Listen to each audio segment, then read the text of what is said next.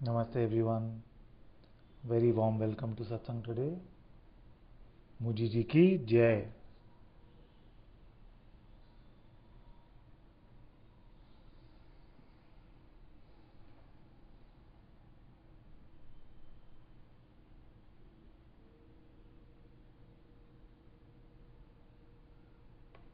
If you're in Satsang for the first time, you can ask your questions in the chat window.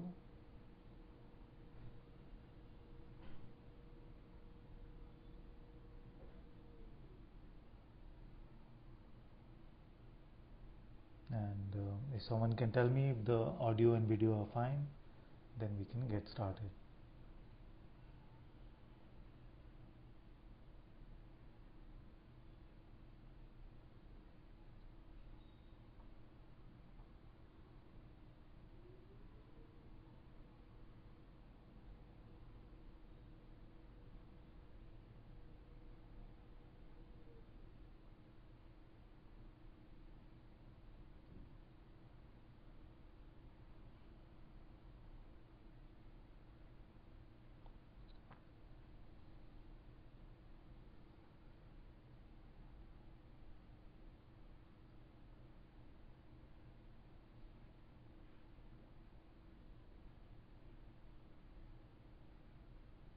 Okay, so both are good, Louis says.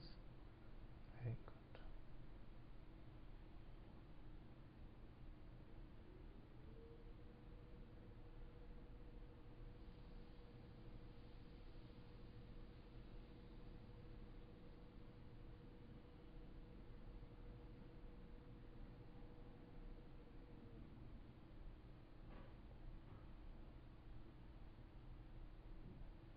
Very good.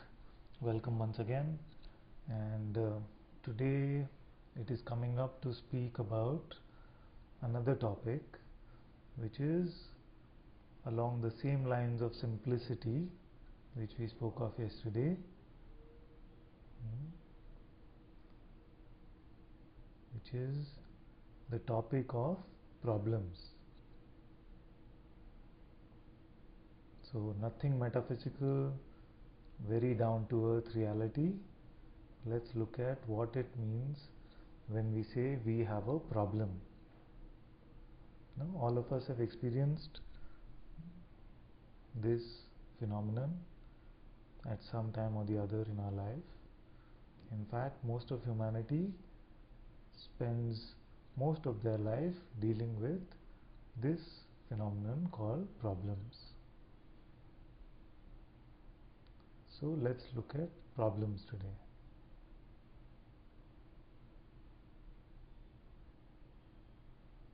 So what are the different types of problems that we can have? What are the different types of problems that we can have?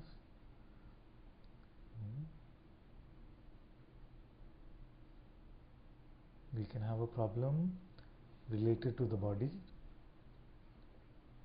a health issue, some pain in the body. So the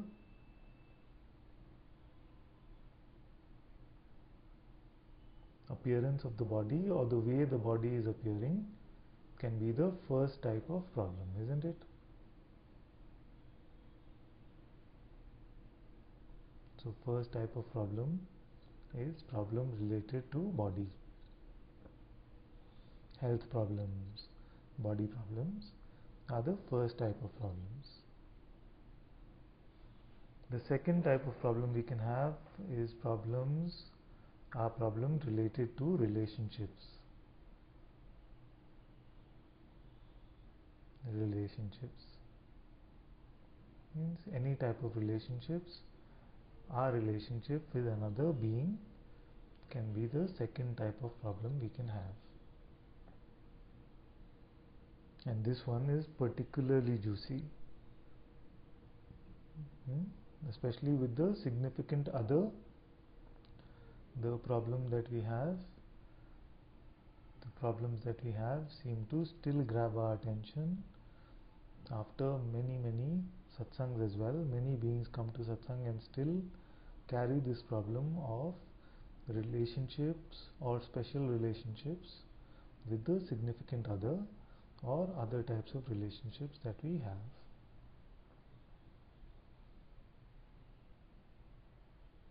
Yes. So the first one was problems related to health, the body. The second one is problem related to relationships, all types of relationships.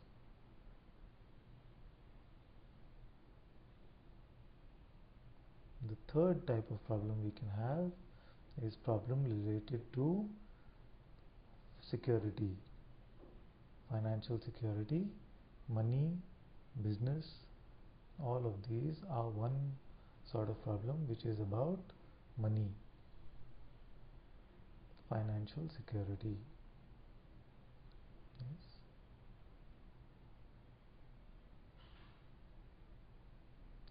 So in day-to-day human activity for most of humanity, these are the three main types of problems, isn't it? Body, relationships, and financial security.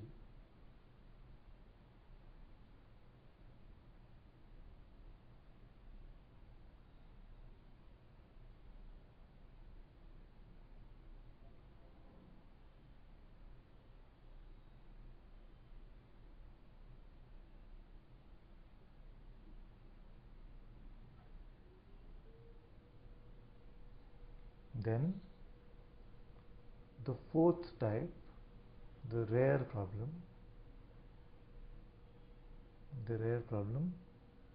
and Ram pointed this out in one of the satsangs, is the problem of finding ourselves.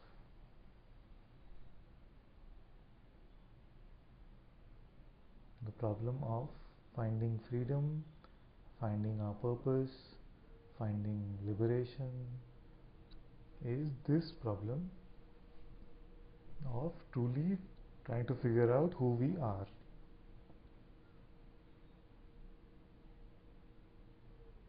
This is the rare problem.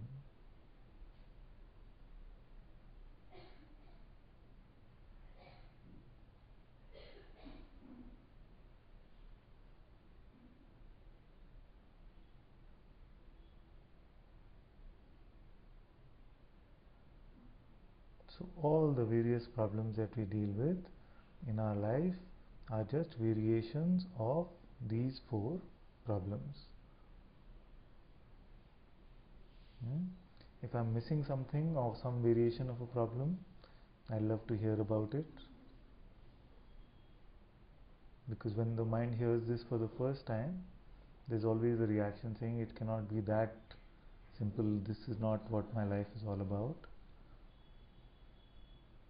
So we can look at what are the other types of problems that can be experienced which are not related to these four.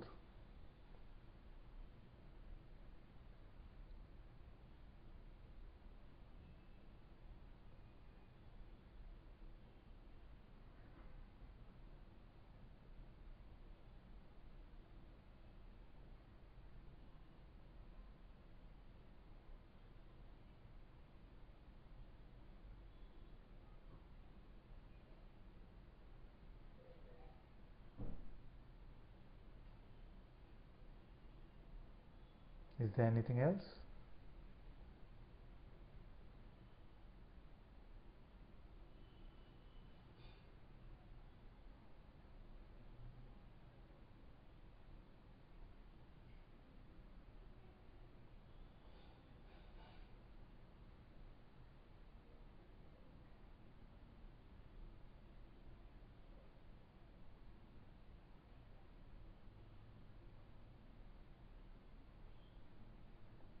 Yes.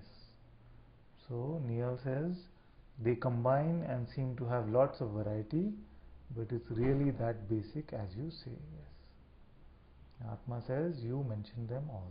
Okay. So let's go with this for now. Let's presume that it is these four basic problems that humanity is dealing with day after day, lifetime after lifetime, for centuries and centuries.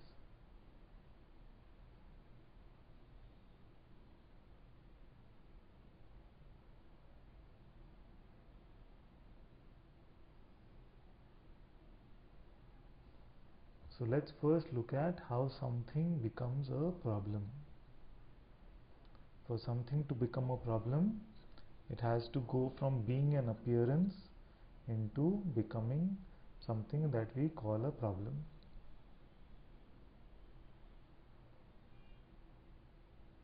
Yes. So look at the practical ones first. Something appears in the body or seems to appear in the body. It could be a disease, it could be a pain, it could be the weight of the body. All of this is an appearance.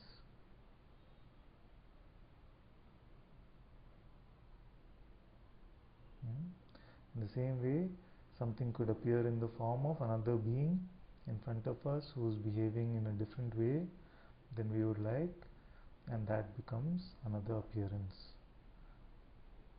So it could be a new being, or it could be a being that we've known for a long time, but where something is there where we do not agree, then that becomes a problem in terms of our relationship.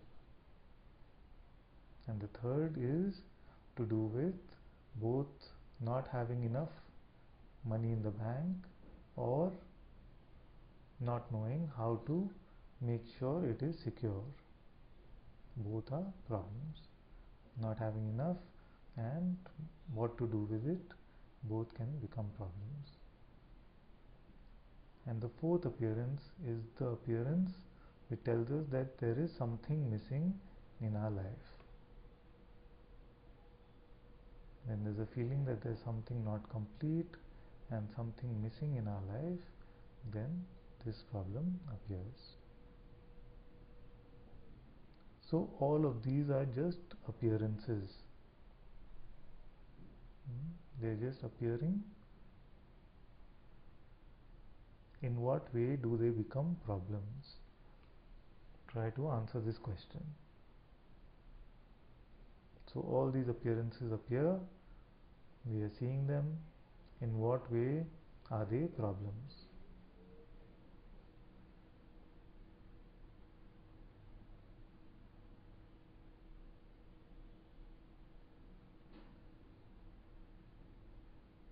And whatever answer is arising, you can type it out in the chat window, and I'll wait for a minute or so. Because of the video lag, you can take your time.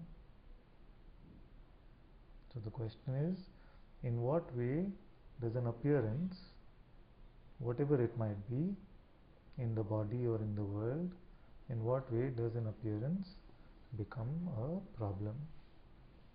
How does it go from being just an appearance into becoming a problem?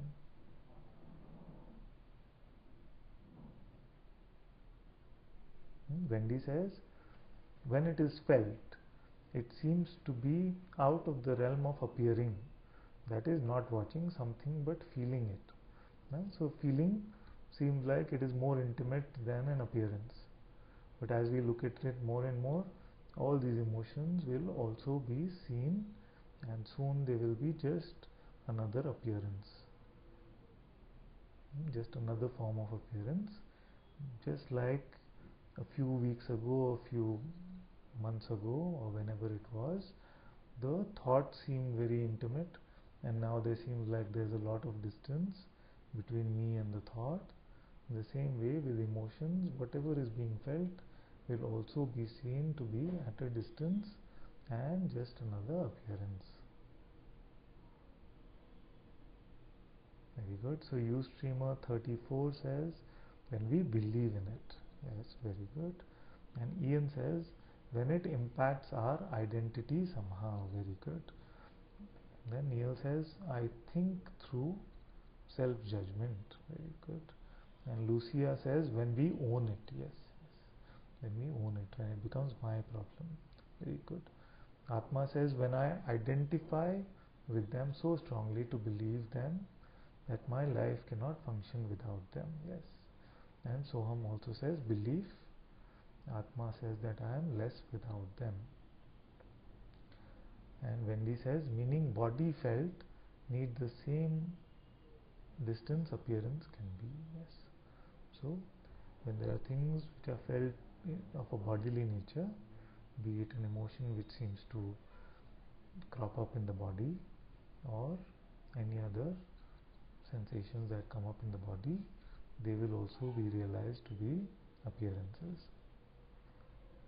So very good. So we are talking about how just an appearance seems to become a problem. So let's look at it. First, like many of you said, there must be a sense of a personal identity. There must be an identification that I am a certain entity who is a certain way. And this identity is just imagined. It is made up of just ideas and concepts and beliefs. So basically it is made up of thoughts that we believe about ourselves. So when we believe that I am an individual who needs to be in love with someone, so this thought is there, then when this person to be in love with does not appear, that becomes a problem. When we believe that I am an individual who should have more money in the bank, then that becomes a problem. When we believe that this body is me and this body is who I am, and the body doesn't seem to be functioning according to our plan, then that becomes a problem. And when we believe that as an individual identity I am bound in some way, I need something else to be complete, then comes the problem of finding freedom or self-realization. So both things are required. First, this personal identity, that I am an individual entity, and second is the belief that there is some meaning to this thought which is arising about the appearance. So for something to become a problem, there has to be a personal identity, a thought appearing, and the belief in that thought.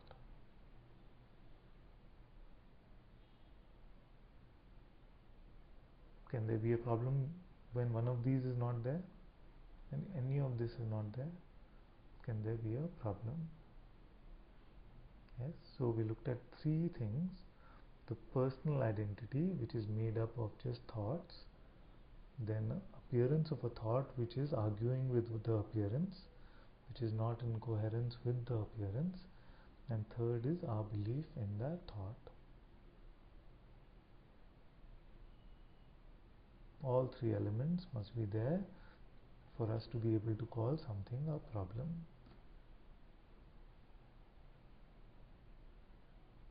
Isn't it?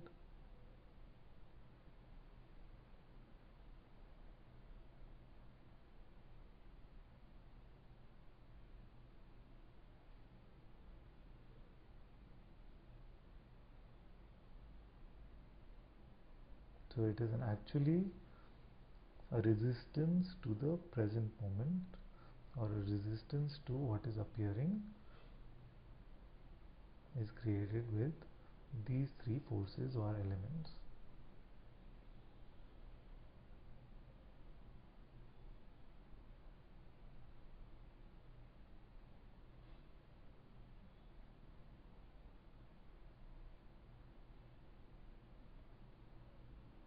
Therefore, if even one of these elements was taken away, then the problem could not exist. Yes? You must check and confirm.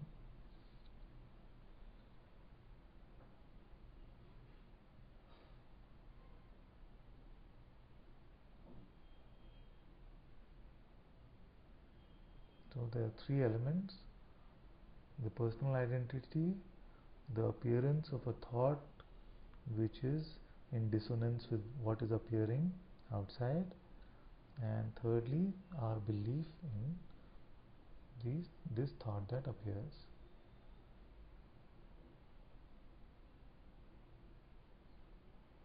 And if there was a possibility to take away one element, even one element, then a problem could not exist.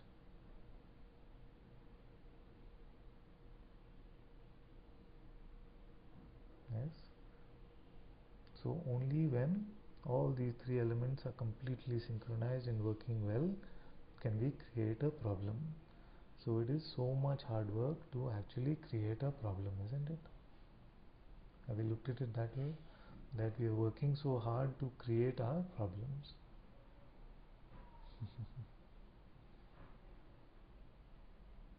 It's a lot of hard work to create this resistance, to create our problems.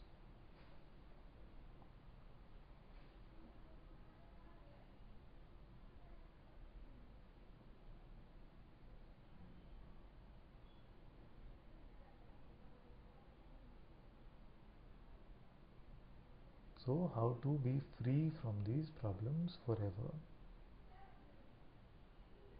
How to be free from problems forever? If all three elements are needed, then if there is a choice at all, what would be the choice I would make? What could I do to be free from problems?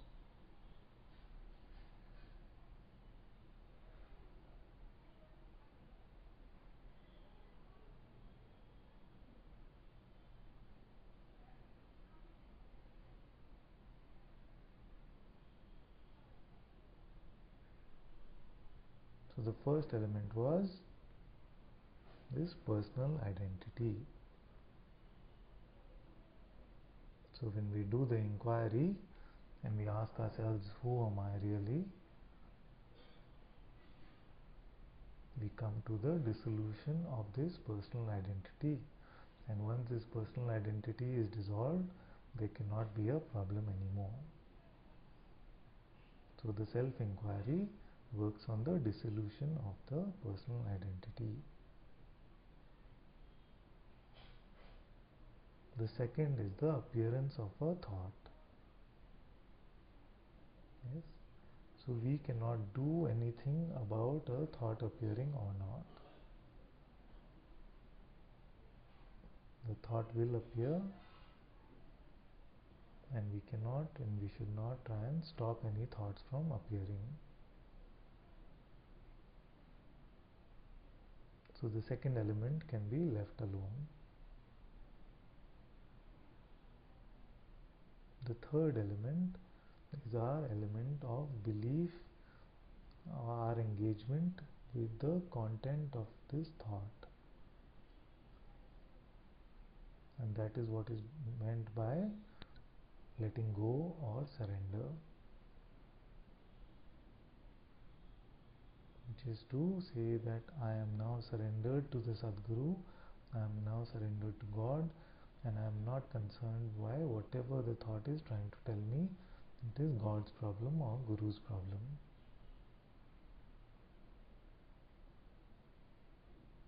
And yesterday's whole exercise was about this, to look at the thought, to look at what it is trying to tell us, but still be at a distance from it and not be engaged with it.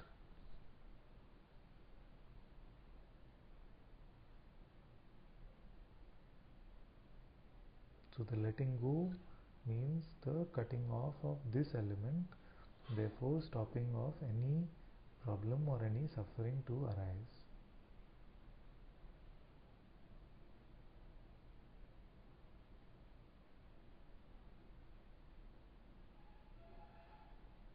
And with this letting go also, the personal identity stops getting any nourishment and it starts to dissolve.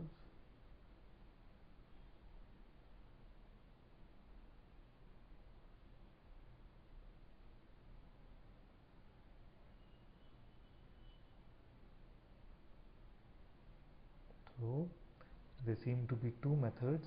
Ultimately they are the same actually. The two methods are to inquire into our true nature and not settle for any of the mind's answers, and the second is the surrendering both lead to the dissolution of the personal identity, and hence this is the end of suffering.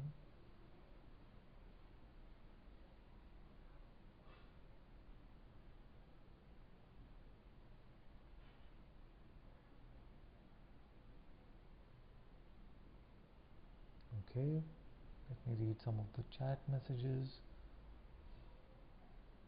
Wendy says, since here there is often not a thought but a feeling, so that's what seems harder to catch.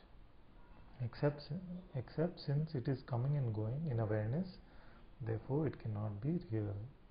Yes. Real only, it is real only at a phenomenal level, and you are a non-phenomenal existence.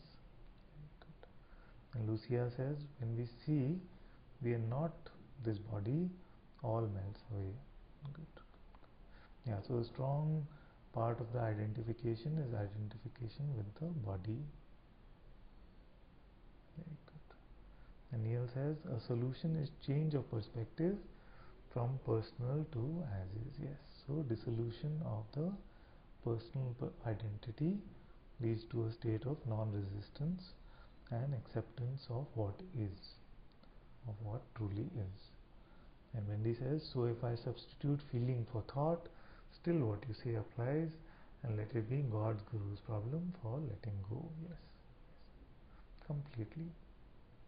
All appearances are the same. The same play of the energy of consciousness. That is why an object is also made up of the same energy as a thought, and a thought is made up of the same energy as these objects we seem to see with our senses. It's just that they are perceived differently, but ultimately everything is made up of consciousness itself.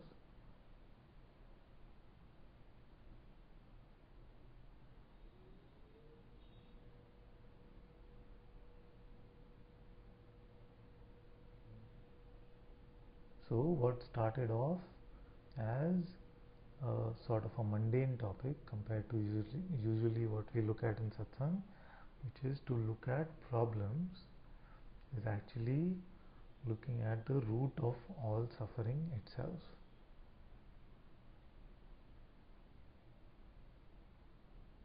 And if this is understood and looked at, then suffering cannot survive.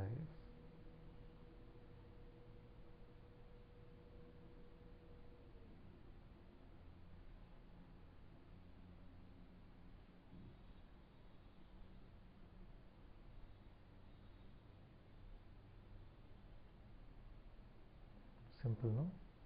So just in this half an hour, we've started off very simply by looking at day-to-day problems and activities, mundane stuff, and come to the root of all suffering.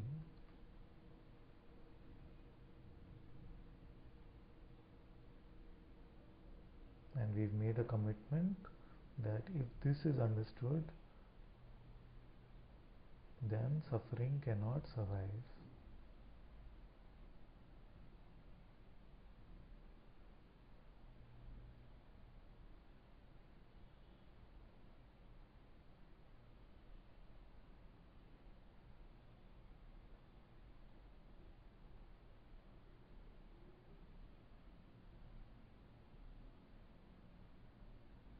So are there any questions about this?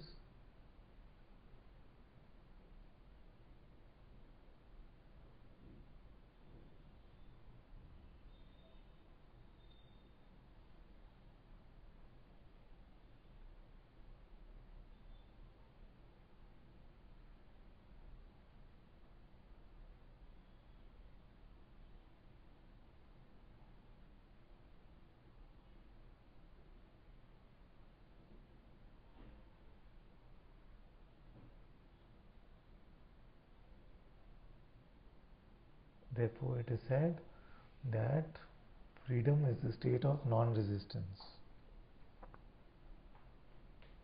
So, when we are letting go of all that is appearing, it is the state of non-resistance, and therefore there is no suffering, which is called freedom.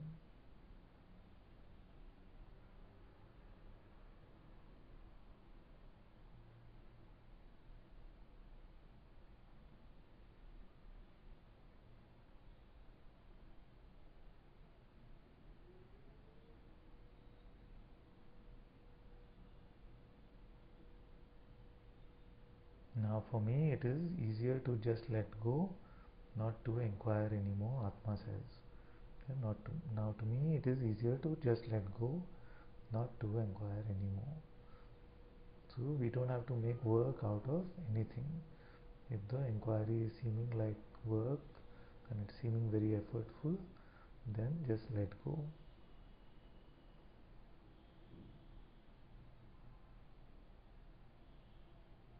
And if there's a feeling inside sometime to just inquire, then that can come. Or sometimes if there's a stronger feeling to just sit with the inquiry, completely open to the inquiry, and that is completely fine as well.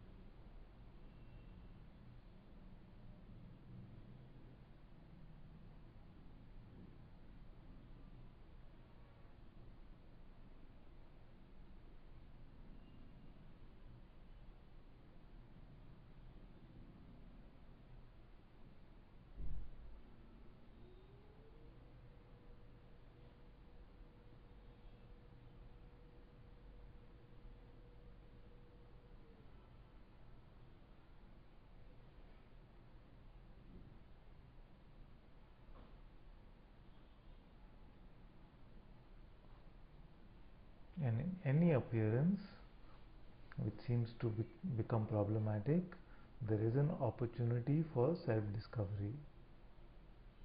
Yes, because now we've looked at the three elements which cause the problem: the personal identity, the appearance of the thought, and the belief in the thought. All things which appear and seem to become problems then become doorways into our own freedom, into our own self-discovery, because we can use them to ask. We can say, whose problem is this? Which thought was believed?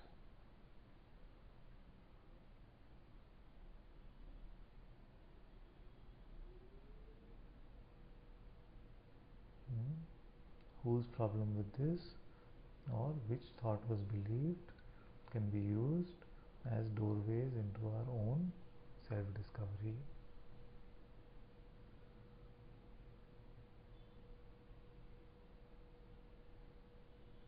Therefore, I would even go so far as to say that welcome any problems if they want to come into your life. Now, after this understanding, be completely open to all problems if they want to come into your life. Don't resist, don't fight, don't say something should not appear. Welcome all appearances, be completely fearless about it. Let any appearance come, and you still see if that becomes a problem for you or not. And if it does not, it is greater stability into your own freedom, and if it does, then it is also pointing you deeper into your own true understanding by giving you the fodder which can be thrown into this fire. It is giving you more fuel for this fire if it becomes a problem. So in this way it can be said that all that appears is now grace. All that appears now is grace, because there is no resistance to anything at all, and there is a great trust that if it is appearing and seems to still have some juice, it must be welcomed, because it is an opportunity to look at this, to transcend this. If it would not appear, then we would not be able to transcend it. We would not be able to surrender it. Therefore, life operates in this very beautiful way that whatever needs to be transcended or surrendered or forgiven always appears in front of us.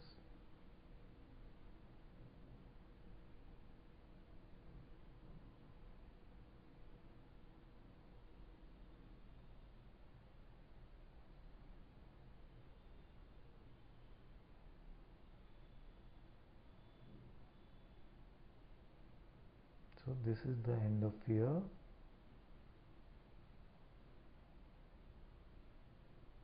Once everything is seen as grace itself.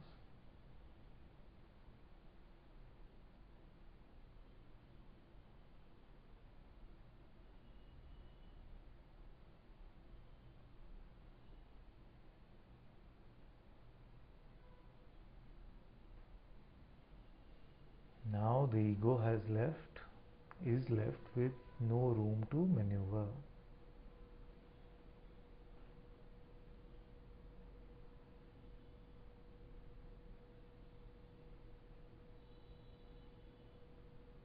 Nothing is left for it to do. It has nowhere to go. It has nothing to fight. No one to attack or defend.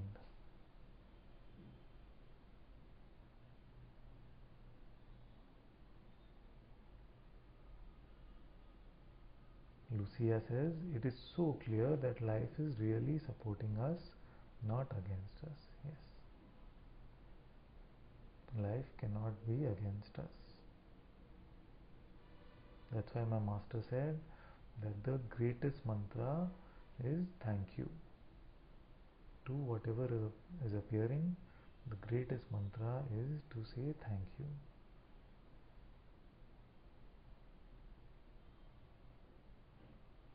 Because he says life is not vindictive, it is supportive.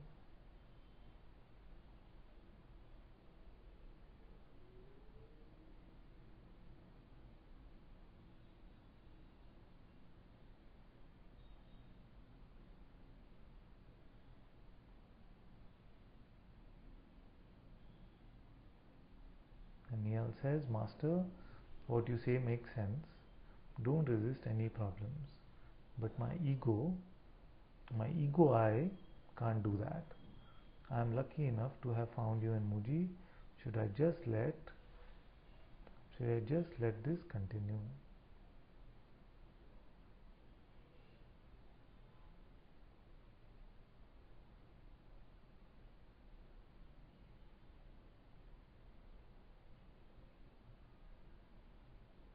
Yes. I feel it is good for now that you continue in satsang. You would have already found that a lot of space has been created and the ego will lose its grip more and more.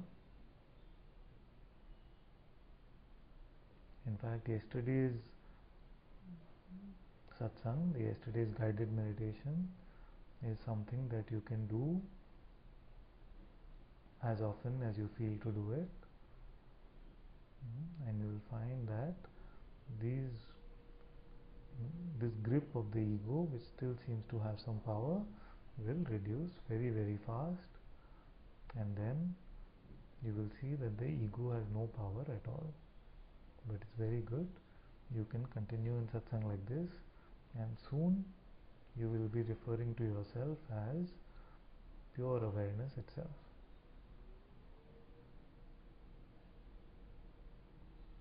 Very good.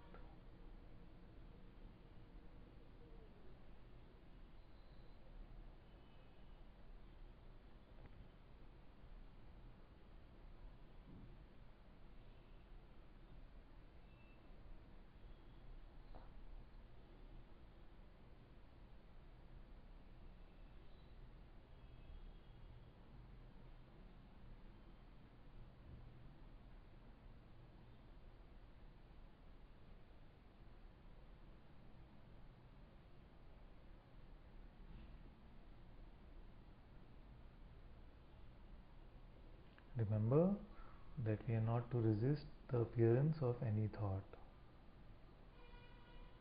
All thoughts are allowed to appear. We are just to let them go. Don't engage with them. Don't give them a room to stay.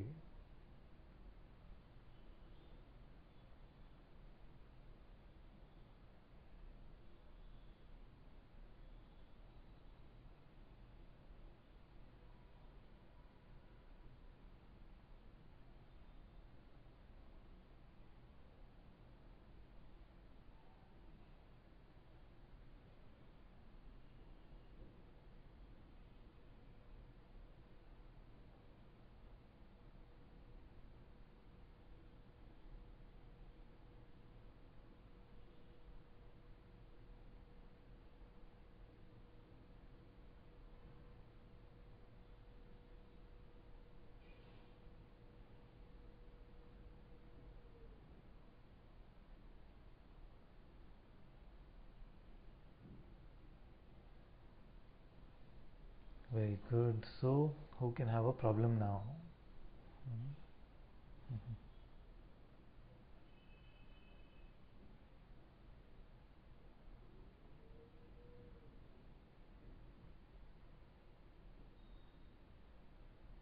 Where is the suffering now? Who can have a problem now?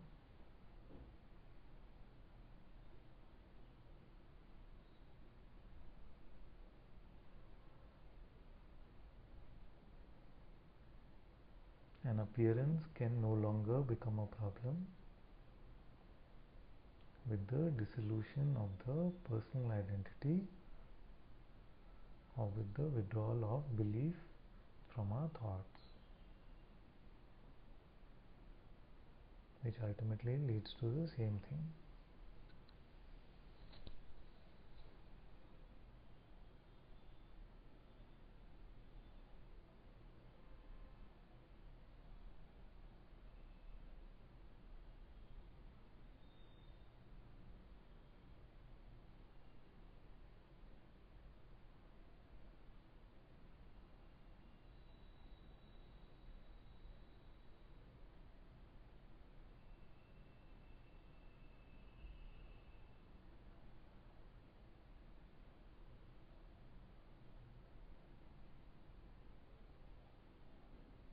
Atma says, Father, it is very easy to let go once we see that we as a person do not exist. Yes.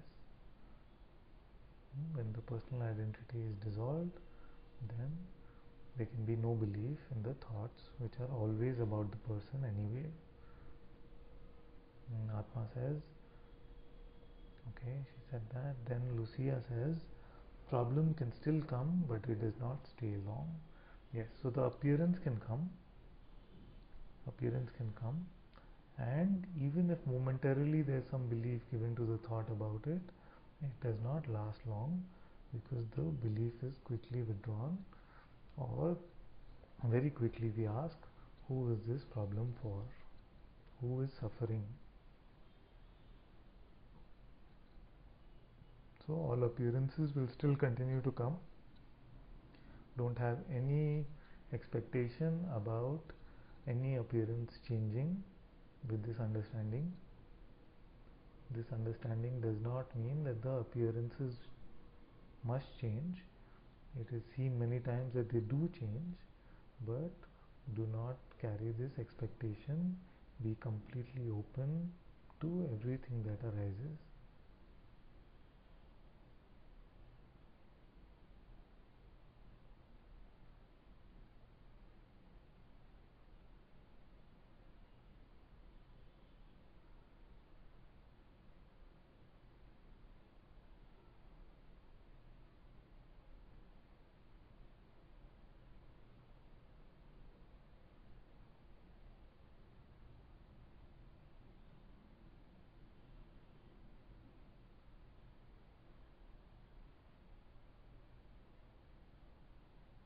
Atma says no problems at all.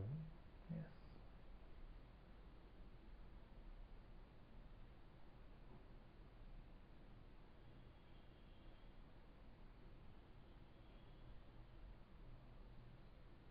Very good. So for about 15 minutes, let's marinate in the presence of Satsang, in the presence of Sadguru, in Muji's presence. Let's sit in silence and marinate in this presence for a few minutes.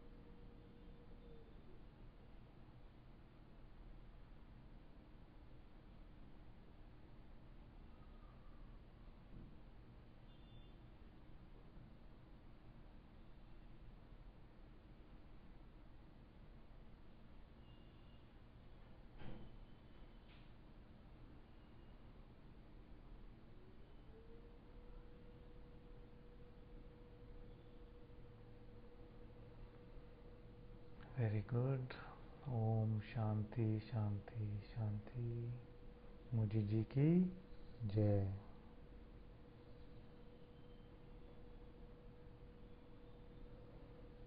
Thank you all very much for joining us today.